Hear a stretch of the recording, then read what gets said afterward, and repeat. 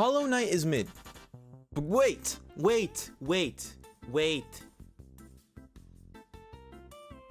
Yeah. Before you get the pitchforks and the torches out, let me explain what I mean. Let me explain myself. I promise you it's valid criticism. So I do think it's mid for the first 10 to 20 hours of the game, depending on how you play it. And before you call skill diff or something else like that, I like to take on challenges. Heck, I even do it if it costs me my sanity. No! Wake up! No! No! What? No! No! Ah! I don't know why I do it. Don't ask me. Don't ask me. Don't know. I don't know. I don't know why I do it. I don't know why I do. So I like to platinum every game that I play.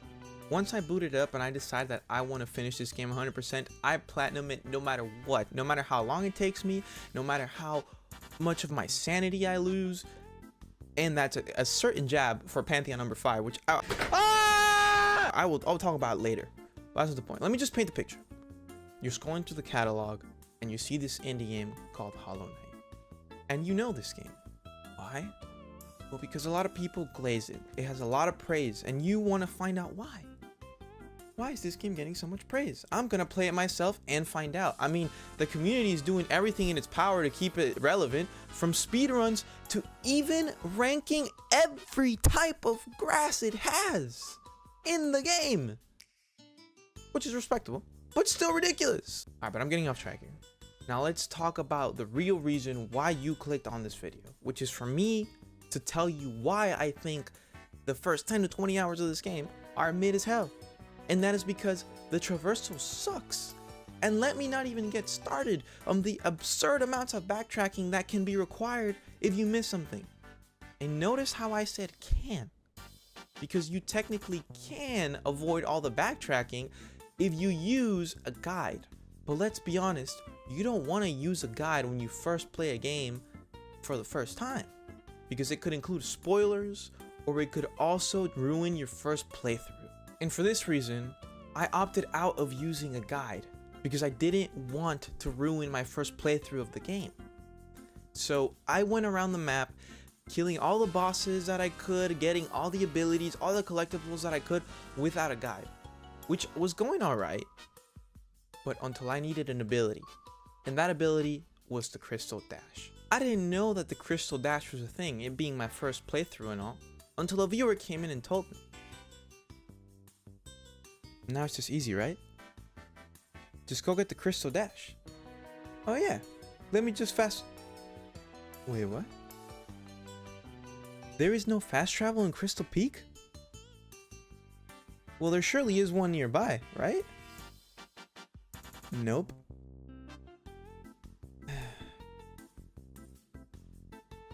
Well, now that I cleaned that up, I want to upgrade my nail for some extra damage. Surely it's in a convenient spot, right? God, well, that was kind of inconvenient. Ooh, maybe I should go get charm notches to make my build better. That's not the worst path. But I still need to come back here when I get more charms to get the rest of the charm notches. I'll be back later. What the fuck? You get my point now, right? There's just nothing wrong with a little bit of backtracking. But if I have to go on a wild goose chase around the whole map to upgrade my nail, and then a whole different goose chase to upgrade my charm notches, and that becomes a little inconvenient, and boom, 40 minutes of my life are gone only because I wanted to upgrade my stats. That is ridiculous. That's insane. And yes, even though the fast travel just get a little bit better, and by a little bit, I mean a little bit better, when you get the tram takes you to not only one, but two big ass areas that do not have a single fast travel point. So let's say you missed a very few collectibles that are in a really big area, or one of the bosses in the really big area. You have to go back through basically a whole bunch of screens that have nothing. And then don't even get me started about how much of a pain in the ass it was to get the tram pass in that god-forsaken place called the Deep Nest. And yes, the fast travel gets way better when you get to Dreamgate. But at that point, you're basically almost done with collecting everything. And even though it has its uses here and there, it's very stupid that they give you that at such a late point in the game. Like, I'm not even asking for it to be given to you in the beginning, but maybe in the mid game where you can actually make it useful. It just baffles me. So yes, I essentially had to pull up a guide right when that Crystal Dash scenario happened to me, because I could not fathom. Every time I was going back and forth, it was for hours. I was going from the top of the map, bottom of the map, trying to find everything. Like, and yes, maybe it might have been my gamer instincts were failing me, and I didn't see a certain hallway. And that's normal. That happens to people. You can't shit on anybody for that.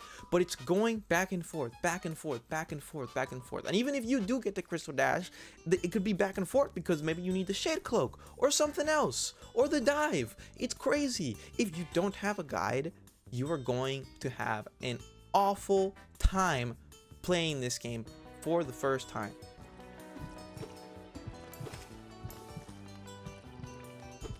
I can't go down there anymore. What? So then I have to go around even more?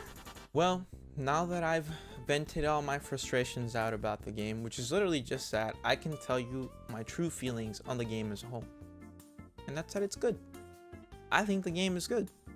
I don't think it's the masterpiece or the perfect game that everybody thinks it is, but I think it's good, and I can also see how somebody could put what my criticisms of the game are to the side and think the game is a masterpiece. It's all subjective, and that is the most important thing to note. So now let's get to what I do think are the game's strong points. And number one is the art style. The art style is gorgeous in this game. It's just really beautiful. It gets this kind of dark vibe, but also whimsical vibe at the same time, and it just matches so perfectly. And also knowing that it's hand drawn just gives it a little bit something more like really special that you just kind of can't really achieve with some other forms of art styles. Like when it comes to 3D models or rigged characters, you really don't get the same vibe.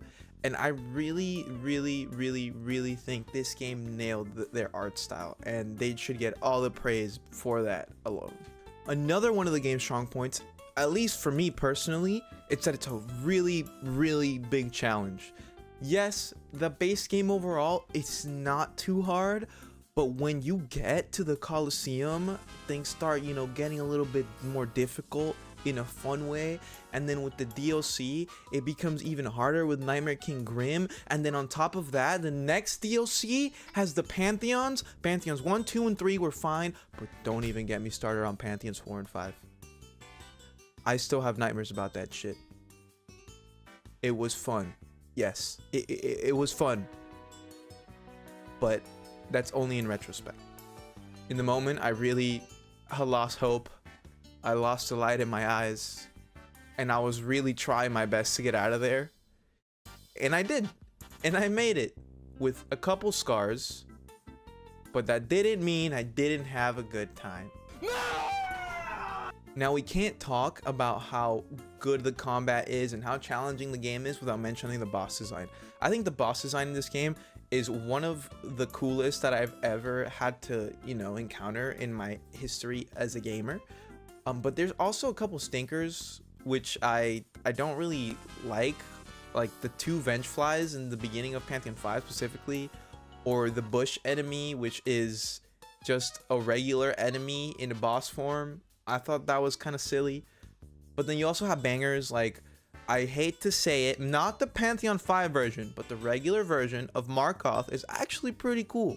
But then you also have Pure Vessel and Absolute Radiance, Nightmare King Grim. The big 3, as they're called, are really good bosses because they force you to adapt in very different ways depending on your build, and I really enjoy that about those bosses. They're challenging, but they're not super challenging to the point that they make you rip your hairs out, unless it's Pantheon number 5, which you've been through a gauntlet of God knows how many bosses, then to reach the big 3 at the end, which are the most mentally taxing bosses to fight because you always have to be on edge or you're gonna die. Moral of the story is form your own opinions and respect others. Okay? That's all I have to say. Overall, good game. Give it a try. Tell me what you think about the game. If you've played the game, let me know your thoughts on the game in the comments below. Let me know what you liked, what you didn't like. If you think I'm capping, well, let's be civilized, people. Alright? Let's have a proper discourse down there. Not a fucking war zone. Well, if you enjoyed the video and you made it this far, make sure you hit a like and subscribe if you want to see more of me. Also check out my socials, specifically the Twitch channel, which I stream on every Thursday through Sunday, weekly. Don't miss out. It's chill, sometimes chaotic. You have to go in there to find out what the vibe is, alright? Just come say what's up. We welcome everybody. It's good vibes there.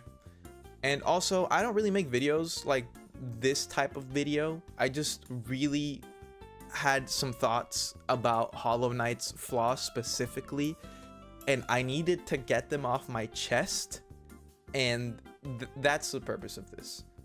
Also, I'm gonna be uploading another Hollow Knight video of me dying and losing my mind on the Pantheon, so look out for that. And let me know what type of content you would enjoy to see from me. I might take a little bits and pieces of ideas from the comments below. And yeah, that's it for today. And don't forget to, have a good time and enjoy yourselves.